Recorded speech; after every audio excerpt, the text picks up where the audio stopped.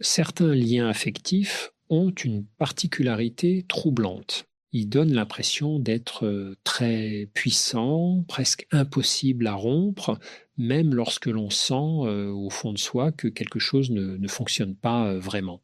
Une personne peut se retrouver profondément attachée à quelqu'un qui, en réalité, n'a pas la capacité émotionnelle de lui offrir ce dont elle a besoin. Pourtant, malgré les silences, malgré les absences, malgré les déceptions qui s'accumulent, l'attachement reste là, presque intact. Ce qui rend cette situation encore plus déroutante, c'est que la personne en est souvent consciente, elle voit bien que l'autre ne donne pas grand-chose, elle ressent ce manque, elle comprend parfois même que la relation est déséquilibrée, mais malgré cette lucidité, quelque chose l'empêche de partir. Une petite voix intérieure continue de dire que peut-être, avec un peu plus de patience, avec un peu plus d'amour, tout finira par changer. De l'extérieur, ce type de relation peut sembler difficile à expliquer. Pourquoi rester attaché à quelqu'un qui ne nourrit pas réellement la relation? Pourquoi continuer à donner autant lorsque l'on reçoit si peu? La réponse se trouve rarement uniquement dans la relation actuelle. Le plus souvent, ce type de lien touche quelque chose de beaucoup plus ancien et de beaucoup plus profond. Derrière cette attraction persistante se cache souvent une blessure émotionnelle, une blessure discrète, parfois presque invisible, qui s'est construite bien avant cette relation. Cette blessure influence silencieusement la manière dont une personne perçoit l'amour, la manière dont elle s'attache et la manière dont elle interprète les gestes des autres. Lorsqu'une personne porte en elle une blessure liée au manque d'amour, d'attention ou de reconnaissance, son cœur développe une sensibilité particulière. Il devient très attentif aux signes d'affection, même lorsqu'ils sont rares. Euh, un simple geste peut prendre une importance immense. Un moment de proximité peut nourrir une grande espérance. Et cette espérance peut suffire à maintenir le lien pendant très longtemps. Ce qui se joue alors n'est pas seulement une relation amoureuse, ce qui se joue est une tentative inconsciente de réparation. La personne espère, sans toujours s'en rendre compte, que cette relation pourra enfin lui donner ce qu'elle a attendu autrefois. Elle espère que cette fois, l'amour sera complet, que cette fois, quelqu'un restera vraiment présent, mais lorsque l'autre personne n'a pas la capacité émotionnelle de répondre à ce besoin, la relation entre dans une dynamique particulière. Plus le manque se fait sentir, plus l'attachement peut paradoxalement devenir fort. Le cœur interprète l'absence non pas comme un signal pour partir, mais comme une raison supplémentaire d'essayer encore. Et c'est précisément ainsi que certaines personnes finissent par aimer profondément quelqu'un qui, au fond, ne peut presque rien leur donner. Lorsqu'on observe ce type d'attachement avec un peu de recul, on remarque que la relation suit souvent une mécanique très précise. Tout commence généralement par une connexion qui semble intense, presque évidente. C'est quelque chose attire immédiatement. Il peut s'agir d'un regard, d'une manière d'être, d'une sensibilité particulière. Cette première impression crée un sentiment très fort, l'idée que cette personne est différente des autres au début. Il peut même y avoir des moments très beaux, des instants de proximité, des conversations profondes, des gestes d'attention qui donnent l'impression que la relation possède un potentiel immense. Ces moments deviennent très importants parce qu'ils nourrissent l'espoir. Ils donnent le sentiment que l'autre personne est capable d'aimer, mais qu'il lui faut simplement un peu de temps pour s'ouvrir davantage. Progressivement, pourtant, une forme de déséquilibre apparaît, la relation commence à fonctionner de manière irrégulière, Parfois, la proximité est forte, parfois elle disparaît presque complètement. Certaines périodes donnent de l'espoir, d'autres provoquent de la confusion. Ce mélange d'attention et de distance crée un phénomène psychologique très puissant. Le cerveau humain réagit très fortement aux récompenses imprévisibles. Lorsque l'affection apparaît de manière rare mais intense, elle devient encore plus précieuse. Chaque signe d'intérêt prend une importance énorme. Chaque message, chaque geste, chaque moment partagé semble confirmer que la relation peut fonctionner. Ce mécanisme renforce l'attachement de manière silencieuse. La personne commence à attendre ces moments positifs avec de plus en plus d'intensité. Elle se concentre sur les rares signes d'affection et minimise les périodes de distance ou de froideur. L'esprit cherche naturellement à préserver l'espoir.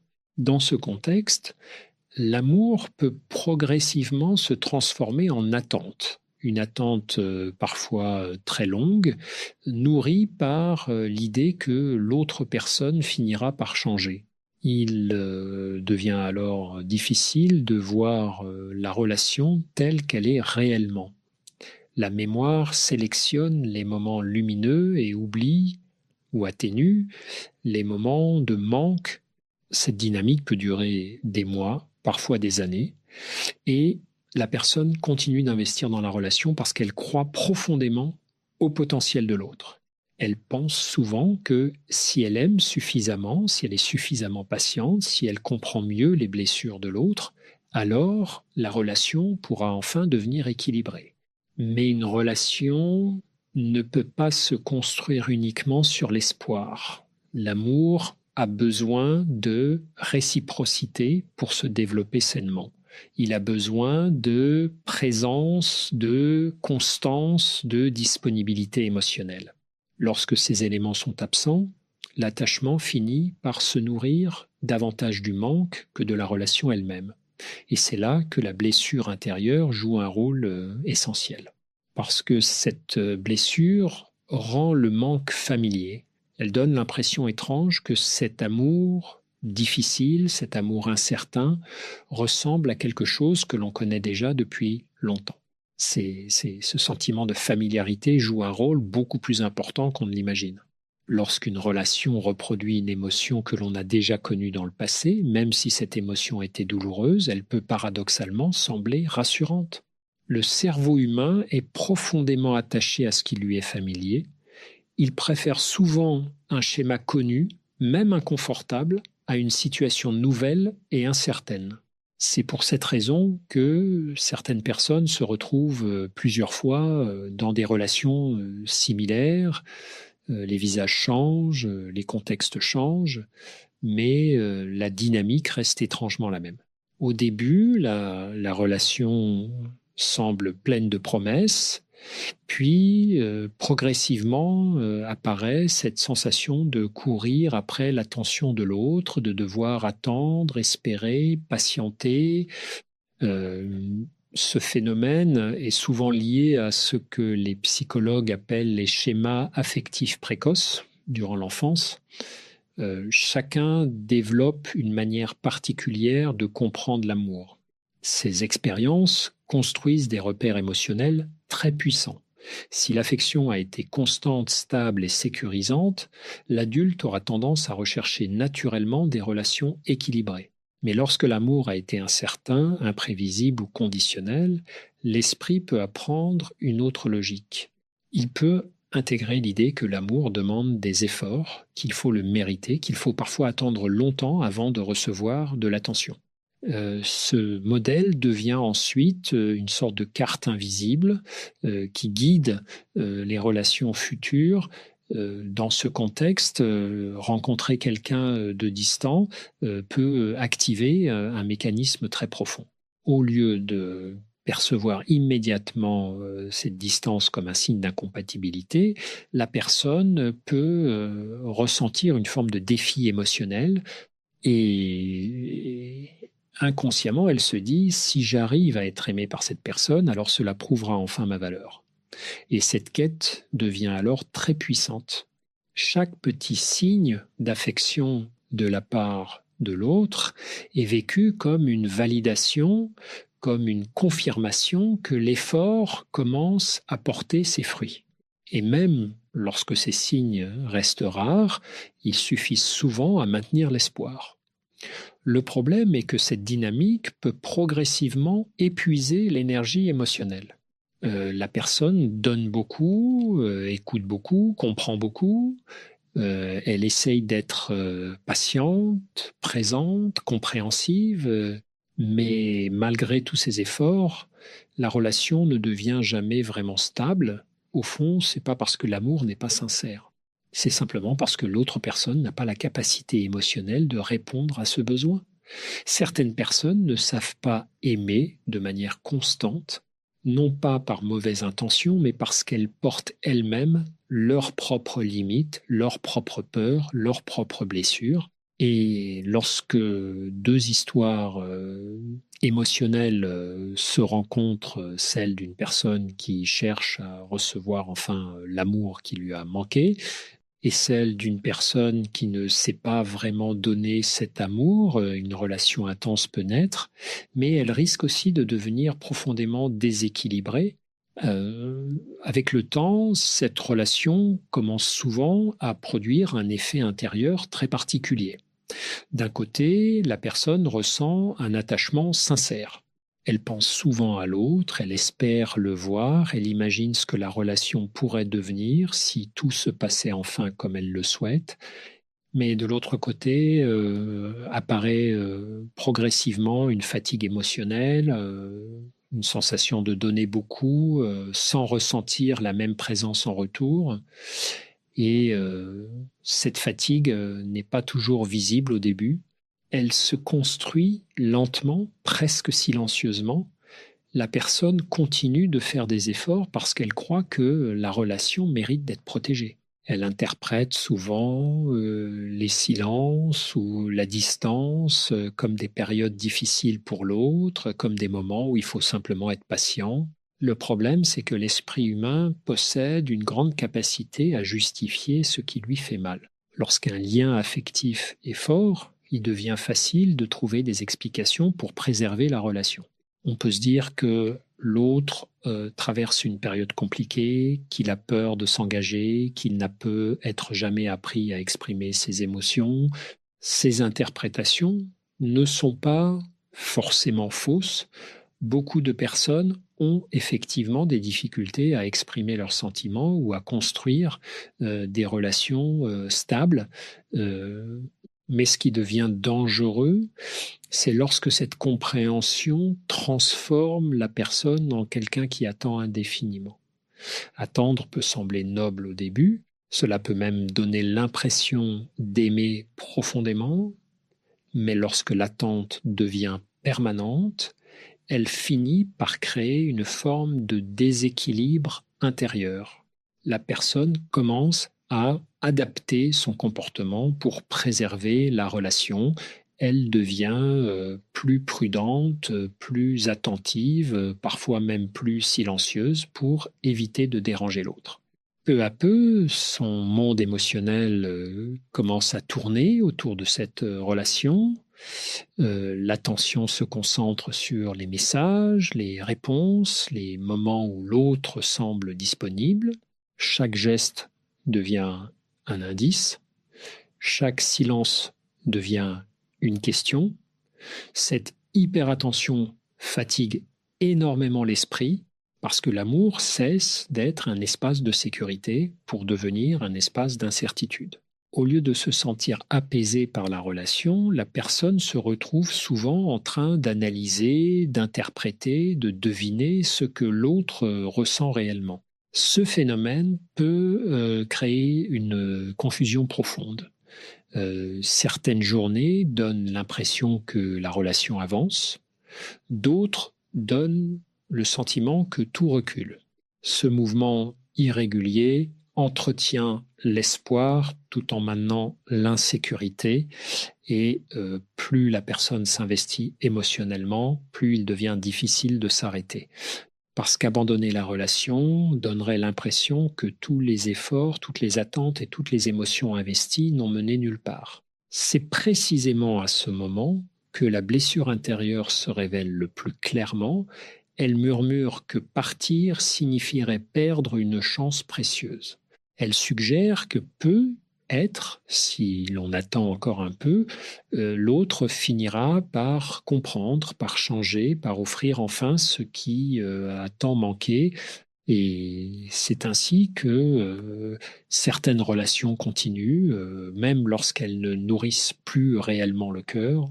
À ce stade de la relation, une transformation subtile commence souvent à se produire dans la manière dont la personne perçoit l'amour. Au début, l'attachement était nourri par l'espoir. Mais progressivement, l'espoir se mélange avec une forme d'inquiétude. L'esprit devient plus attentif aux signes de distance, aux changements d'attitude, au moment où l'autre semble s'éloigner. Et cette vigilance constante crée une tension intérieure. La personne commence à se demander ce qu'elle pourrait faire différemment pour que la relation fonctionne mieux. Elle analyse ses propres paroles, ses gestes, ses réactions. Elle cherche à comprendre si quelque chose dans son comportement pourrait expliquer le manque de réciprocité. Ce mécanisme est très humain. Lorsqu'une relation importante devient incertaine, l'esprit tente naturellement de reprendre le contrôle.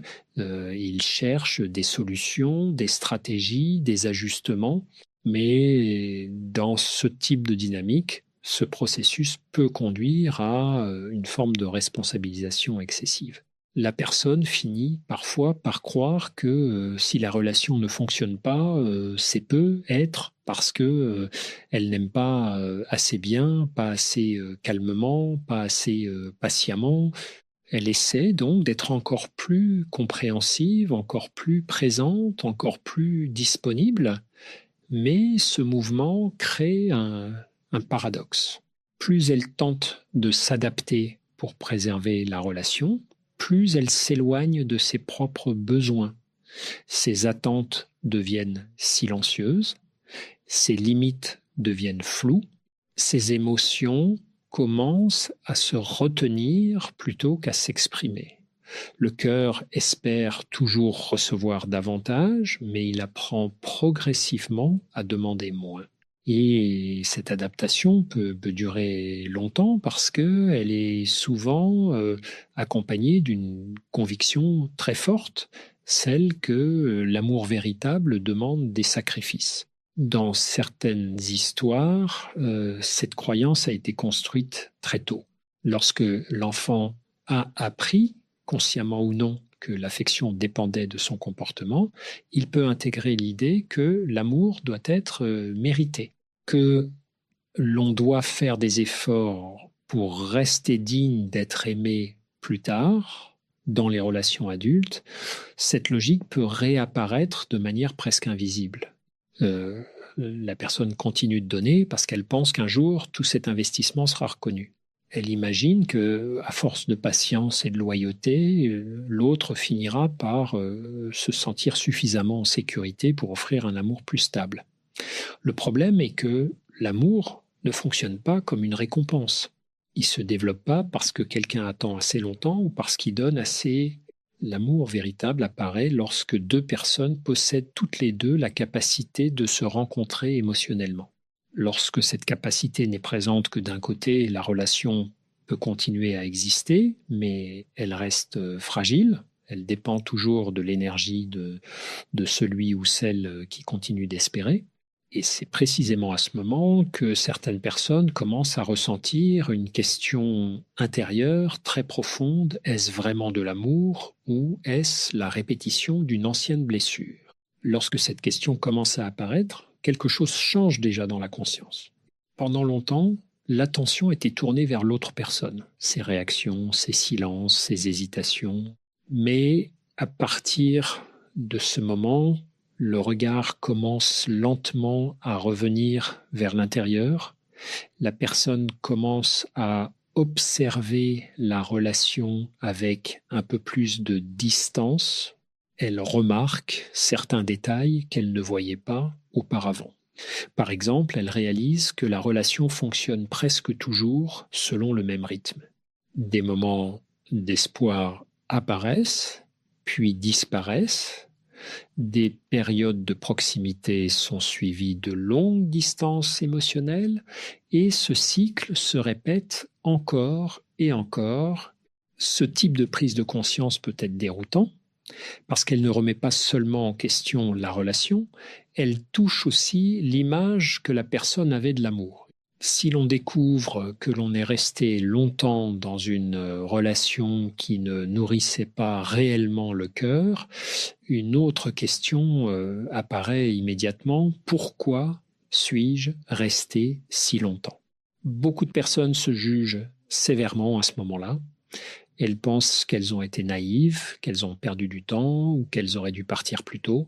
Pourtant, cette réaction ne rend pas justice à la complexité des attachements humains.